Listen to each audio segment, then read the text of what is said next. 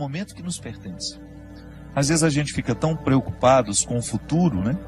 A gente nem sabe se a gente vai ter. Ou então a gente passa boa parte do nosso tempo faturando o passado, pegando as faturas do passado, olhando se valeu a pena, se não. E nos falta muitas vezes a sensibilidade de observar a vida que está ao nosso redor neste momento. Dudu Falcão e Lenine, que são os autores dessa música, paciência, uma palavra forte para os dias de hoje. Tudo hoje nos convida a ir com muita pressa. O mundo hoje é apressado. E se a gente não cuida, a gente entra nesse ritmo acelerado que nos impede muitas vezes de perceber a própria vida. Semana passada estava viajando com a minha mãe, levando-a para Uberlândia. E num determinado momento eu tinha dormido, porque eu estava com muito sono. Eu acordei, sentei ao lado dela. Eu falei: senhora não quis dormir um pouquinho não? E ela me disse assim: eu não. Essa paisagem está tão bonita, se a gente perde, a gente não vê. Achei a resposta da minha mãe muito sábia. É verdade. Muitas vezes nós não apreciamos a viagem, ou porque estamos ocupados com tantas coisas, porque até queremos dormir um pouco, não é nenhum problema. Mas ela, diante da beleza da paisagem que ela tinha do lado de fora do ônibus, ela preferiu apreciar aquilo que estava sendo a viagem. É interessante porque às vezes, quando nós pegamos a estrada, a nossa ansiedade é chegar. Por isso que às vezes a gente acelera tanto, a gente anda até acima da velocidade permitida, colocando em risco a nossa vida, em risco a vida do outro. Porque nos falta a percepção de que na viagem o importante é o ir. A graça não está no destino final, mas está em cada passo, em cada etapa desse deslocamento que nos leva até aquele lugar. Para isso a gente precisa ter paciência. Talvez seja a virtude mais necessária para os dias de hoje, a gente ter paciência. Paciência com o processo da vida, paciência com os outros que estão ao nosso redor. Porque só na paciência é que a gente descobre que a vida é rara. Que a vida é rara, que ela precisa ser apreciada, ser saboreada, que essa vida merece ser vivida em cada momento, em cada etapa, com muita intensidade. E às vezes nós vamos ficando cansados, né? Nós vamos perdendo a capacidade de ter essa paciência. Pode observar, quando nós estamos estressados demais, a primeira coisa que a gente perde é a paciência. A gente tem dificuldade de lidar com o tempo, a gente tem dificuldade de lidar com as esperas, com as demoras, a gente quer tudo para ontem. A gente coloca a nossa alma num ritmo tão acelerado e que é tão contrário a ela. Minha gente, nós precisamos prestar muita atenção no ritmo que nós estamos dando à nossa alma. Muitas vezes nós estamos fazendo a nossa alma viver num ritmo que sufoca, que mata aos poucos. E quem é que impõe esse ritmo à alma? O corpo. Porque nós não podemos separar as duas realidades. A antropologia cristã nos ensina que corpo e alma precisam ser conjugados juntos. Mas você não pode esquecer que elas têm necessidades diferentes. São duas realidades que necessitam de coisas diferentes. O corpo precisa de atividade física, precisa de alimento, precisa de descanso, precisa de conhecimento. Não é assim que funciona? Se você cuida bem da saúde do seu corpo, você vai observar a necessidade de vez em quando fazer um check-up, fazer um exame de sangue, examinar tudo aquilo que é o funcionamento do seu corpo, porque você quer viver, você quer ter saúde. Então, para ter saúde, é preciso administrar as necessidades do corpo. É preciso compreender o mecanismo do corpo, como é que ele funciona, quais são as necessidades que ele tem. O corpo precisa ser hidratado, então por isso a gente não pode esquecer de beber água. O corpo precisa de higiene, por isso que nós não podemos deixar de tomar banho, cortar o cabelo, cortar as unhas. O corpo precisa de ter dinâmica, Ele precisa estar disposto. Para isso que a gente coloca uma disciplina de atividade física, para que esse corpo não fique envelhecido mais do que a idade que você tem. Porque isso também acontece. Às vezes a gente está com 50 anos, mas por causa da vida errada que a gente deu ao corpo, que a gente impôs ao corpo, talvez a gente já esteja com 70 anos na carne, mas não na realidade. Então o corpo tem necessidades que, se a gente não observa, ele entra num processo de falência logo. Aí aquela vida bonita que você poderia desfrutar, você não desfruta porque você foi negligente com as necessidades do seu corpo. Aí você vai para as necessidades da alma. Oh meu Deus! Como são diferentes as necessidades da alma. A alma precisa de oração, a alma precisa de silêncio. Claro, é o corpo que faz esse silêncio para que depois a alma possa sentir. Eu gosto de dizer que quando o corpo fica calado, até que a alma comece a sentir os benefícios do corpo estar quieto e calado, vai um tempo, não é imediato. A alma fica rebuliça dentro do corpo porque a gente está sempre apressado. Nós estamos dando ao corpo um ritmo alucinante constantemente. Então a alma tem dificuldade de descansar. E a oração, a verdadeira oração, é aquela que, calado o corpo, a alma também começa a se calar. E aí ela começa a ficar propensa a Deus. Ela começa a ter a possibilidade de ter um encontro com Deus, porque ao disciplinar o corpo numa quietude e num silêncio, a alma começa a entrar neste contexto de silêncio, de quietude, que é onde a gente vai ter a oportunidade de ouvir Deus falar com a gente. A alma precisa de música.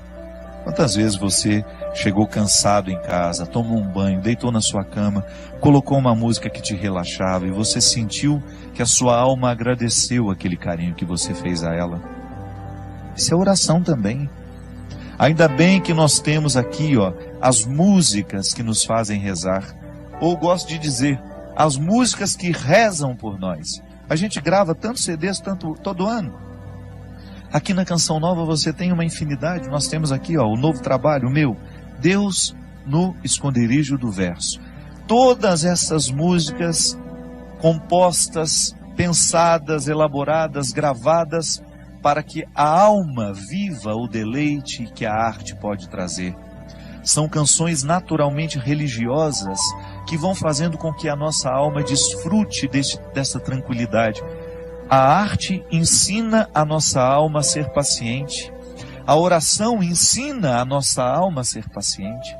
Aqui na Canção Nova nós temos tantos produtos para isso. Uma palestra, um livro. Você tem aqui o livro Discípulo da Madrugada. Você começa a ler um livro que foi preparado para isso. Nós não só queremos vender o trabalho que a gente faz. Não. O primeiro motivo aqui, por acaso esse trabalho aqui pode ajudar. Ajuda aqui a Canção Nova, ajuda as minhas obras, ajuda a tantas pessoas. Mas o primeiro objetivo que a gente tem quando escreve um livro, quando compõe uma música, quando a gente grava um CD, é proporcionar àqueles que nos acompanham, que acreditam no nosso trabalho, proporcionar um aprendizado da paciência nessa alma. Então a gente tem uma leitura que nos tranquiliza, que nos ensina valores, que mexe na nossa cabeça, que mexe no nosso jeito de pensar. Aí você vai percebendo este movimento natural de Deus, trazendo essa paciência que é tão fundamental para que a gente tenha equilíbrio para enfrentar as pressas da vida. Porque eu vou te contar uma coisa, hoje é impressionante como nós encontramos pessoas que estão destruindo as suas vidas porque não aprenderam a paciência. A pressa nos mata. Você que está me ouvindo, eu tenho certeza que você sofre na sua carne as consequências da sua ansiedade. A ansiedade te adoece. A falta de paciência prejudica o seu relacionamento com os outros. Nós estamos agitados demais. Nós estamos vivendo para fora demais. Nós temos compromisso demais, quietude de menos. Você sabe que eu, na minha vida, como eu sou uma pessoa que tenho uma vida muito pública. Eu estou o tempo todo encontrando muita gente, eu trabalho muito, eu tenho muitos eventos, eu viajo toda hora, eu encontro muita gente. Eu assumi uma regra para mim. Quando eu chego na minha casa, ali é o meu claustro. Às vezes eu não aceito convite nem para atravessar a rua para almoçar na casa da minha vizinha. Porque eu sei que a minha alma precisa dessa quietude. Eu preciso do meu silêncio. E eu só saio quando eu realmente tenho de sair. Porque eu descobri que para eu dar conta de viver essa vida muito pública, eu preciso ter bastidores. Eu preciso ter o meu espaço de vida consagrada ao silêncio, à quietude, à oração. Porque nessa correria nem sempre eu consigo. Mas você já imaginou se eu chegasse na minha casa e impusesse a mim uma rotina de vida social que me retirasse para jantar, para isso, para aquilo, para uma festa? Não aguentaria a vida que eu tenho. E como eu privilegio a minha vida de missão, porque eu sou um missionário, eu escolhi ser missionário. Ninguém me obrigou a ter essa vida. Eu, para estar aqui toda quarta-feira, eu sei o sacrifício que eu preciso fazer.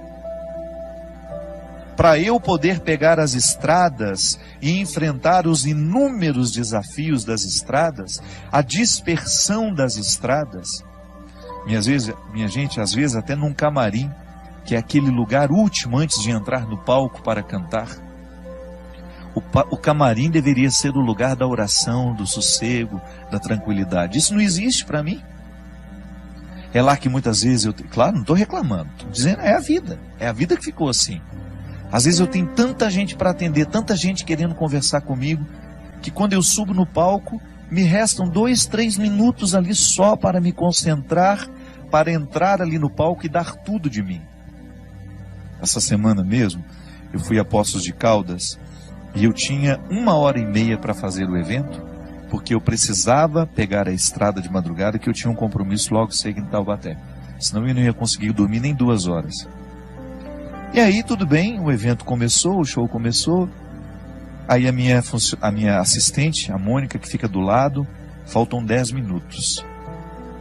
E aí eu olhei para aquele povo. Não tenho coragem de parar o show aqui agora, porque eu preciso ir embora. Ali é o lugar da minha dedicação. Você sabe por quê? As pessoas vão ali para me ouvir. É claro que depois eu me dou o direito de dizer, olha, não vou autografar CD de ninguém, não vou tirar foto com ninguém, porque eu preciso ir embora. Mas o meu tempo de evangelização em cima do palco é sagrado. Ali é o horário de exercer o meu ofício. Eu não posso ter pressa no ofício de evangelizar. Mas quando eu chego em casa, eu preciso me dar o direito de viver esses bastidores.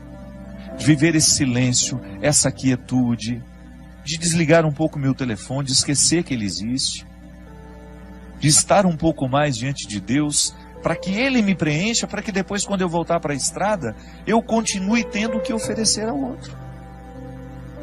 Olha aqui, você tem uma vida diferente da minha.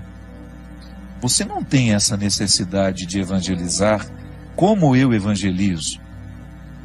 Mas não se engane. Você também tem a mesma necessidade que eu tenho de ter bastidores. Sua vida te exige. Você tem uma vida social que te joga para fora o tempo todo. Você trabalha muito. Você encontra muita gente.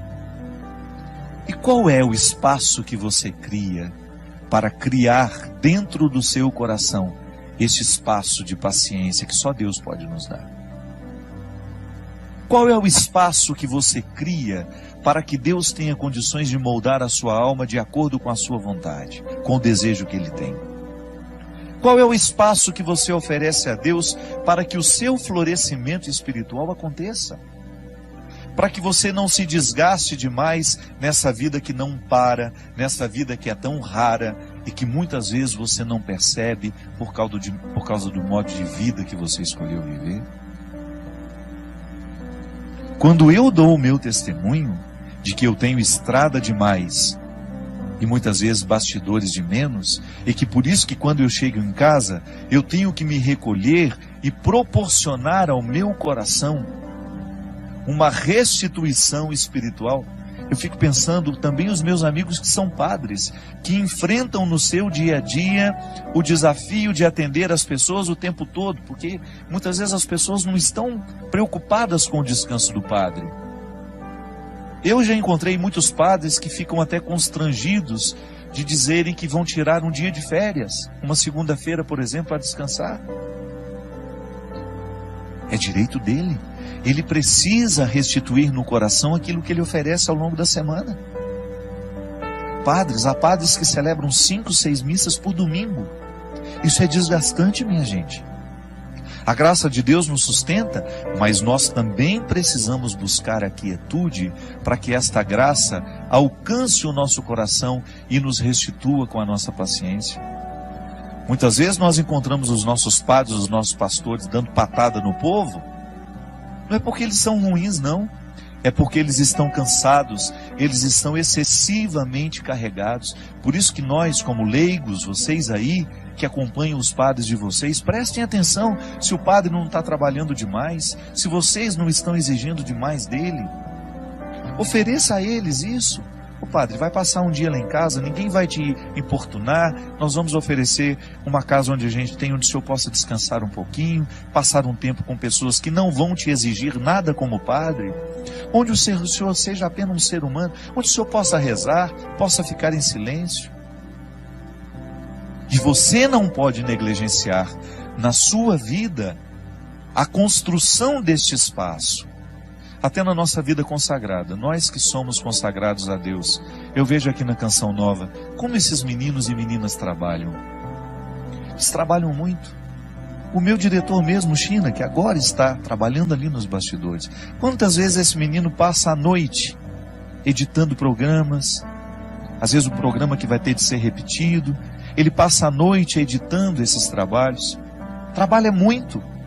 Se você vê essa equipe que está aqui, eles são trabalhadores e não tem muito tempo, não. Mas você vai olhar para eles, você vai buscar na vida deles, os consagrados sobretudo, sempre encontram o seu espaço de estarem em silêncio diante do Senhor, buscando a restauração dessa vida espiritual que vai por água abaixo se a gente descuida. Eu já lhe disse isso aqui uma vez e volto a repetir. O fundador da Congregação dos Padres Sagrado Coração de Jesus, lá onde eu fui formado, graças a Deus, toda a minha formação eu devo à Congregação do Sagrado Coração de Jesus. Padre João Leão Deon, ele dizia assim: Deus não pode fazer nada com as nossas obras se antes Ele não possuir o nosso coração. É disso que eu estou falando. Quando nós oferecemos a Deus o nosso serviço e esquecemos de oferecer a Ele o coração, que é a metáfora de todos os meus bastidores, Deus não poderá restituir aquilo que eu ofereço ao outro através do meu trabalho. E em pouco tempo eu estarei oferecendo a mim. E oferecer a mim, somente a mim, vai me desgastar demais. Eu vou ficar cansado, eu vou perder a paciência, eu vou ficar estressado, eu vou ficar bruto com as pessoas e eu vou esquecer a delicadeza, que é justamente a característica de todo cristão. Portanto, não tenha medo de introduzir na dinâmica do seu cotidiano o espaço da sua restauração interior. Pode ser 5, 10 minutos. Silêncio, oração, respiração profunda. O exercício da respiração profunda é excelente para quem quer descansar, para quem quer dormir bem. Uma boa leitura, uma música que vai lhe fazer bem.